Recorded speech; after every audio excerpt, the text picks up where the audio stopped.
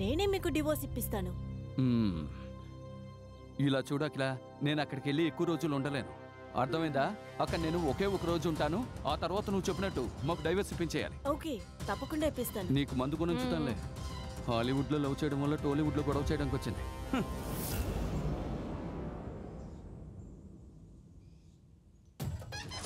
బిల్లా lift పో వెంకట దావోద్. ఒరే దావుదు, పొద్దు నుంచి తోమిన పాత్రే తోముతూ ఉన్నావేట్రా? ఏంటమ్మా మళ్ళీ మళ్ళీ తోముతున్నానంటున్నా? ఇప్పుడే కదా మొదలు పెట్టింది. ఒరే దద్దమ్మా, పొద్దుటి నుంచి అదే పాత్ర తోముతూ కూర్చున్నావురా?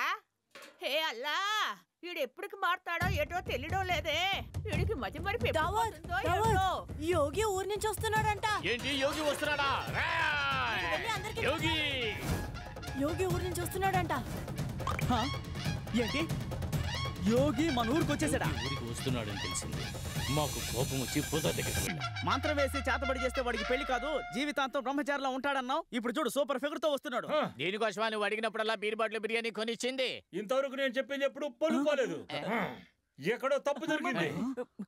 అమ్మాయిది ఏ ఊరు? విదేశీ అమ్మాయి అయ్యా. లక్కీ ఫెలో వాడు. మొబైల్ అడుగుతున్నారా? నేనేదో పేమెంట్ అడుగుతున్నాడు అనుకున్నాను. మరీ చిన్నదిగా ఉంది, ఫుల్ సైజ్ లేదే. నా మంత్రాల పవర్ అంతా ఈ పోలిమేర వరకే. వాడు విదేశీయుల్ని పెళ్లి చేసుకున్నాడు. ఏమీ చేయలేము. మన దేవుడు వేరు, వాళ్ళ దేవుడు వేరు. మన మంత్రశక్తి ఈ దేశం దాటి పోలేదు. పాస్పోర్ట్, వీసా, ఫ్లైట్ టికెట్ తీస్తే వెళ్తుందా? ఇదిగో పూజారి, వాడు ఈ ఊర్లో అడుగు పెట్టడానికి ముందే నువ్వు ఏదో ఒకటి చెయ్యాలి. ఎప్పుడు వస్తాడో అమ్మని అడిగి చెప్పు, వాడి కథ ఫినిష్ చేసేస్తాం. వాడు ఉమ్మేకి ముందే తొందరగా చెప్పవయ్యా. లెక్క కరెక్టే అయితే రేపొద్దున తెల్లారో లోపల ఈ ఊళ్ళో కాలు పెడతాడు. విషయం నీకు ముందే చెప్పాం కదరా.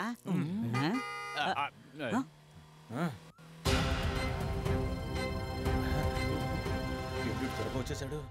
మేము నిన్ను పూజారని నమ్మడం పెద్ద తప్పు. వాడి జీవితంలో ఏ సమస్యలు వస్తాయో మాత్రమే చూడండి.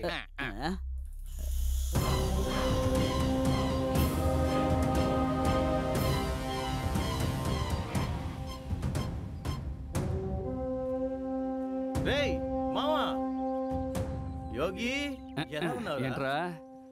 బానే ఉన్నాను రా. కలిసావే. ఇల్లు ఎలా ఉందిరా? ఓకేనా? ఈ ఇంటిని నేను ఇంతకు ముందు సినిమాలోనే చూసాను రా. బాగా మెయింటైన్ చేస్తాను. నేను లేకపోయేసరికి పెద్ద పెద్ద సినిమాలకు షూటింగ్ ఇస్తున్నావని విన్నాను. పగిలిపోద్ది. రండి రండి, త్వరగా రండి. రండి రండి. రే బూత్ బంగ్లా తలుపు. ఆగు మామా, వెళ్ళి లైట్ వేయడం ఆర్పడమే కానీ పని. ఈ ఇంట్లో అడుగు పెట్టి 10 ఏళ్ళు అయింది. ఇక నా జీవితం ఎలా ఉంటుందో ఏంటో. బ్యూటిఫుల్. ఎంత పెద్ద భవనాన్ని వదిలేసా యోగి మీరు హైదరాబాద్ లో కష్టపడుతున్నారు.